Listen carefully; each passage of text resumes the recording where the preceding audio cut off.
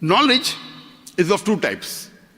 One is the religious knowledge and the other is worldly knowledge.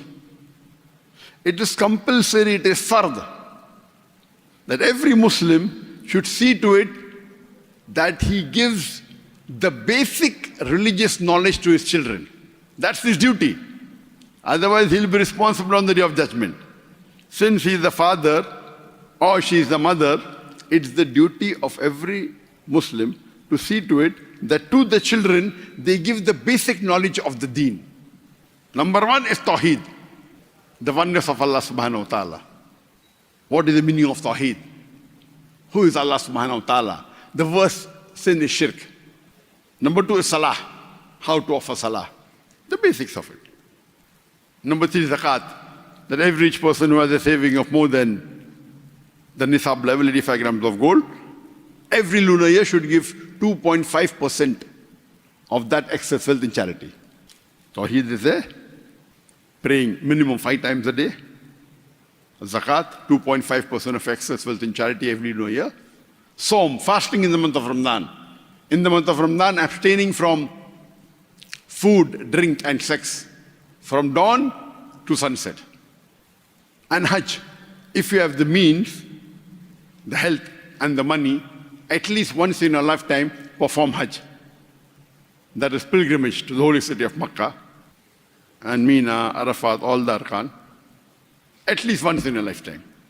These are the basic teachings which is fard, every parent should give to the children. And as much as you can of the Islamic knowledge, the better it is. But the basic is minimum faraid. The other type of knowledge is the worldly knowledge. Again, the worldly knowledge can be divided into two types. That worldly knowledge which gets you closer to Allah subhanahu wa ta'ala. That worldly knowledge which makes you understand the Quran and the Hadith better.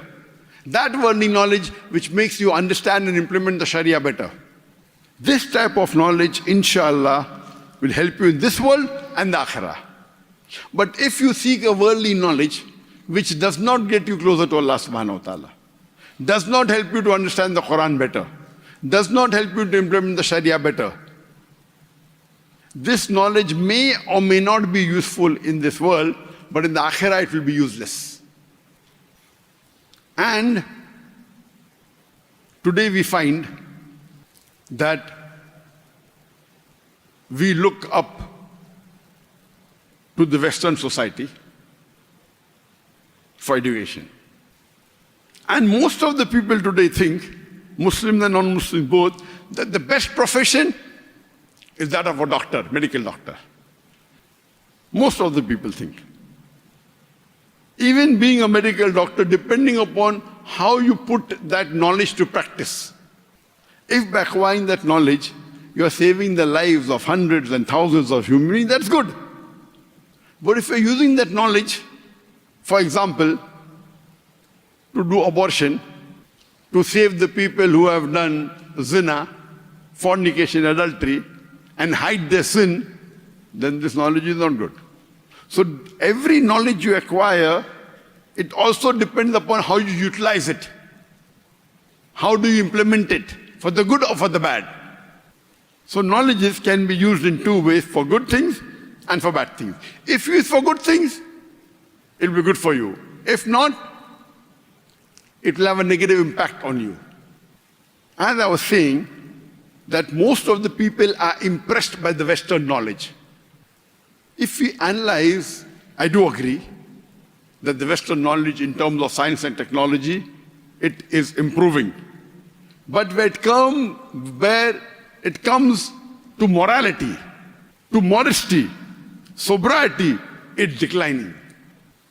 And when we read this Western education, when you take knowledge from the Western education, what will they tell you? They will tell you, and you find that not in Western country, it's even now coming to the Eastern country.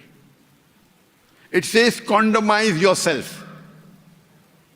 That means when you're having sex, condomize. Means no problem, you can have illicit sex, You can have sex with a girlfriend, boyfriend, no problem, but condomize. Use condom. It doesn't say that zina is haram. It doesn't say that fornication is haram or adultery is haram. It shows you a way how to protect your haram.